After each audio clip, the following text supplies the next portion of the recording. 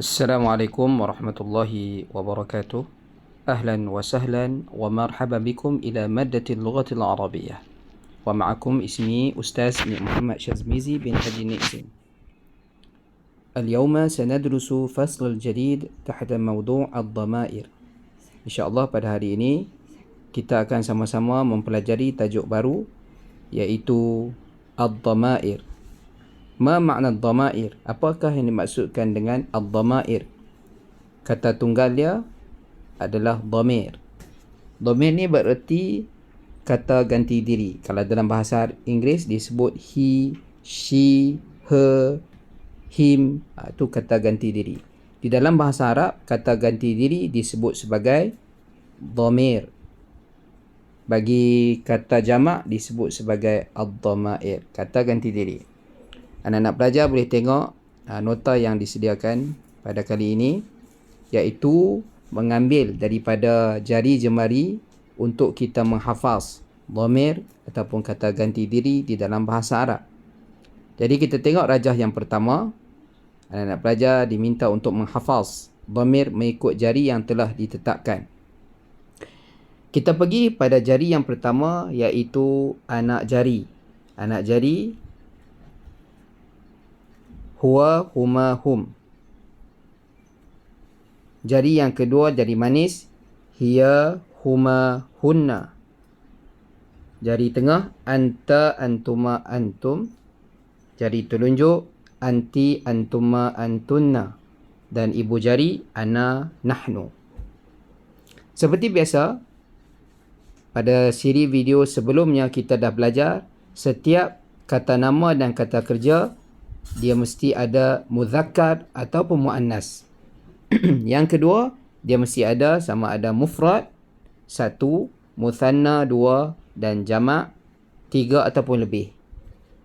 Jadi kalau kita lihat jari yang pertama iaitu anak jari.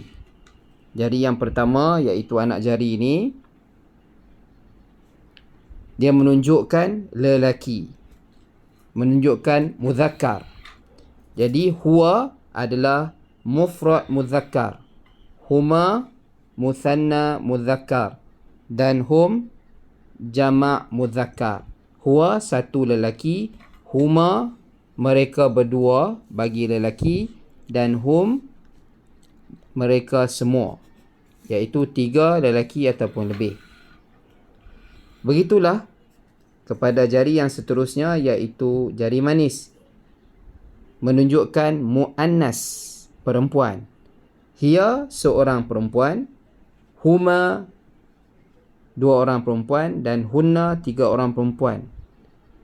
Jadi hiya itu bermaksud dia bagi seorang perempuan, huma mereka berdua bagi muannas yakni perempuan, hunna mereka semua bagi muannas. Untuk pengetahuan anak-anak pelajar, kalau kita tengok perkataan hum ini sama ada 3 orang lelaki ataupun lebih sahaja, ataupun campur antara lelaki dan perempuan. Lebih daripada 3 orang ataupun 3 orang serta lebih juga disebut sebagai hum. Bermaksud hum ni untuk jamak muzakkar ataupun jamak muzakkar bercampur dengan muannas, juga disebut sebagai mereka. Contoh dalam kelas kan. Dalam kelas kita nak habaq kata depa semua. Dalam tu ada pelajar lelaki, ada pelajar perempuan. Jadi kita gunakan hum. Ataupun dalam kelas tu hanya menempatkan pelajar perempuan sahaja, 3 orang dan lebih, juga kita sebut hunna. Kalau pelajar perempuan sahaja. Tapi kalau hum sama ada pelajar lelaki sahaja ataupun campur antara pelajar perempuan dan lelaki, kita sebut sebagai hum. Manakala jari tengah, anta, antuma, antum, iaitu ditujukan kepada lelaki. Cuma bezanya adalah tadi hiya, huwa tadi menunjukkan dia ataupun mereka. Manakala anta, antuma, antum, anti, antuma, antuna menunjukkan kamu. Maksud dia orang yang berada di hadapan kita dan kita bercakap dengannya. Kita memaksudkannya. Okey?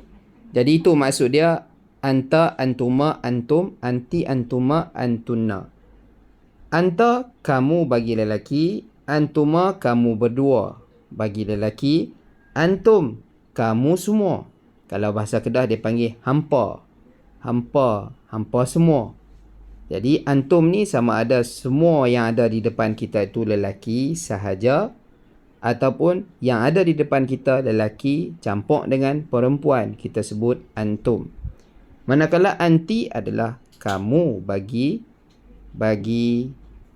perempuan. Antuma, kamu berdua. Antunna, kamu semua ataupun hampa bagi perempuan sahaja. Okey. Jadi kalau kita lihat di sini, setiap daripada kata ganti diri ni, yang pertama dia ada muzakkar dan muannas, sama ada lelaki ataupun perempuan, dan yang kedua kita tengok bilangan dia, sama ada mufrad 1, muthanna 2 dan jamak 3 ataupun lebih. Jadi setiap satunya akan dipecahkan kepada 2. Bermaksud, jika kita lihat perkataan antunna. Antunna kita kena tahu sama ada dia muzakkar ataupun muannas. Jadi, kita pun mengetahui bahawa antunna ni adalah muannas.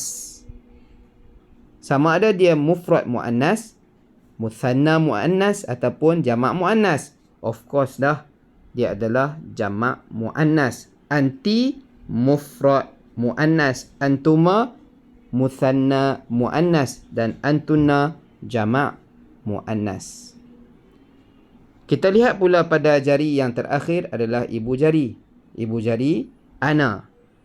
Ana bermaksud saya.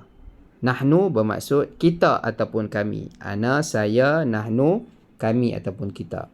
Okey, ana ni sama ada dia adalah lelaki ataupun perempuan. Tengoklah siapa yang bercakap. Kalau dia bercakap tu, yang bercakap tu muannas, jadi ana tu muannas. Kalau yang bercakap tu lelaki, ana tu muzakkar. Okey. Ana ni mufrad, muthanna ataupun jamak. Saya ni 1, 2 ataupun 3. Of course lah, ana ni seorang saja. Jadi seorang mufrad. Kalau yang bercakap tu adalah perempuan, mufrad muannas. Kalau yang bercakap itu lelaki, mufrad muzakkar. Manakala nahnu pula, nahnu kami. Kami ni sama ada 2 orang ataupun 3 orang lebih. Itu maksud dia nahnu. Tengok siapa yang dimaksudkan. Jadi nahnu ni sama ada kami itu adalah 2 orang perempuan ataupun 3 orang perempuan kalau bagi perempuan, ataupun kami ni sama ada 2 orang lelaki, 3 orang lelaki ataupun lebih, ataupun campur antara lelaki dan perempuan juga disebut sebagai kami. Contohnya kita bagi tahu dekat cikgu, kami hari ni kami masuk lewat sikit cikgu. Jadi kami tu dalam kelas kami ada lelaki kan, ada perempuan kan. Jadi kita gunakan kata ganti diri dengan nahnu. Okey, selesai di situ. Kita tengok pula rajah yang kedua. Ini rajah yang pertama, ini rajah yang kedua.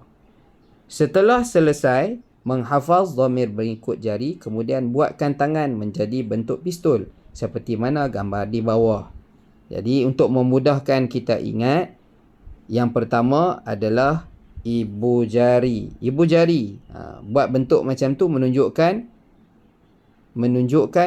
bila kita bercakap mengarah ke arah kita kan.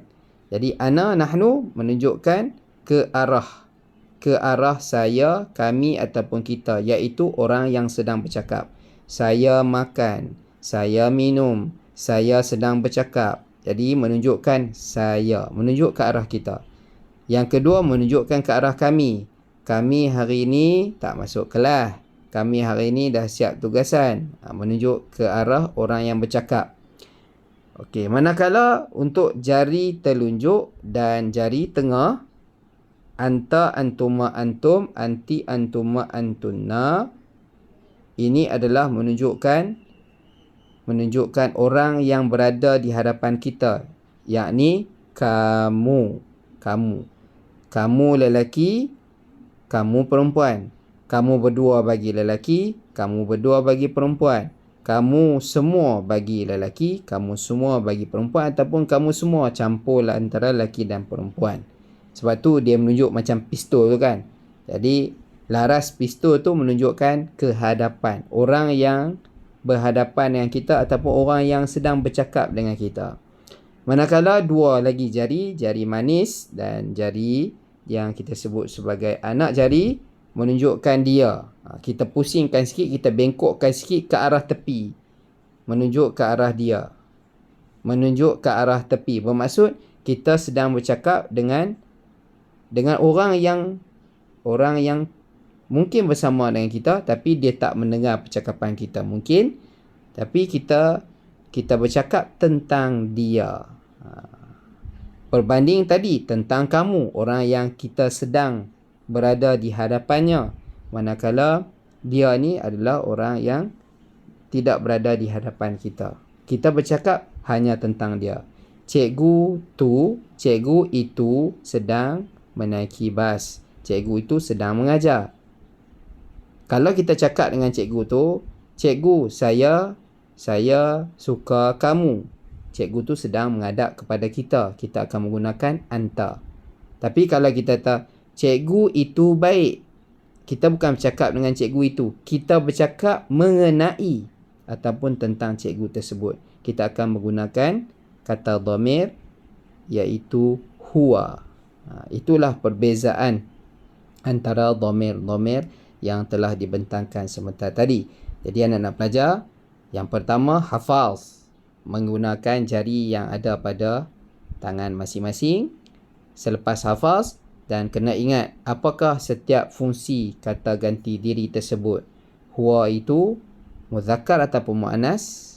Kalau dah kita tahu sama ada muzakkar ataupun muannas, huwa itu untuk mufrad seorang, ataupun muthanna dua orang, ataupun jamak tiga orang. Okey, jadi ini adalah pelajaran yang seterusnya.